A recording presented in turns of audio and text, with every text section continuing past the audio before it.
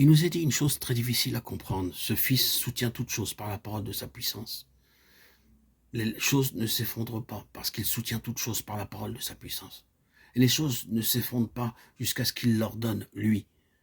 Si tout cela est vrai, c'est quelque chose de très merveilleux pour nous. Nous entendons parler beaucoup de la désintégration de l'univers et de la destruction de ce monde. Il y en a beaucoup qui sont très effrayés à cet égard. Si ce qui nous est dit ici est vrai, l'univers, le monde ne pourront jamais s'effondrer avant que Jésus ne leur donne. Les hommes peuvent y arriver de très près, mais en un instant tout recule. Cela ne se fait simplement pas. Il en a été ainsi à plusieurs reprises, mais la parole de sa puissance a tout arrêté. Et ce n'est que lorsqu'il dira maintenant que cela soit, que cela se fera. Il soutient toutes choses par la parole de sa puissance. Ne pouvons-nous pas aller jusqu'à dire que cela devrait être un réconfort personnel pour nous? Il semble quelquefois que notre propre petit monde va s'effondrer et que nous sommes arrivés au bout. Oui, cela s'applique ici également. Il soutiendra toutes choses jusqu'à ce qu'il décide qu'elles doivent s'effondrer. Nous avons ici le Fils identifié et décrit. Ensuite, nous entrons dans le contenu plus vaste de la lettre aux Hébreux, la grandeur du Fils en comparaison avec d'autres grandes choses et d'autres grands hommes.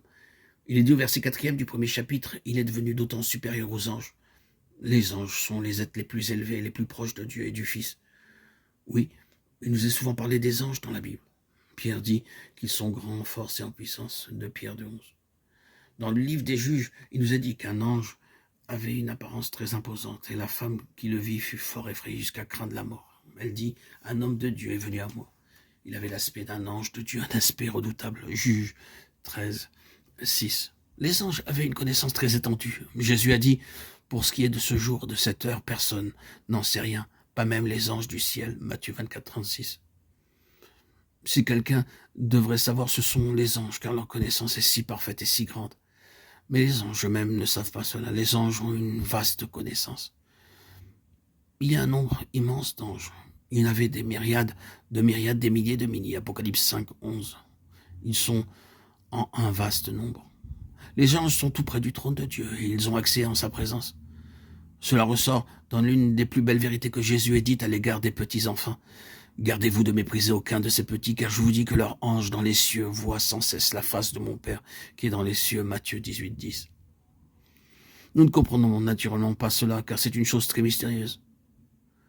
Mais Jésus dit que les anges ont accès au trône de Dieu lui-même. Il n'y en a qu'un seul qui soit plus près. L'œuvre des anges est très variée.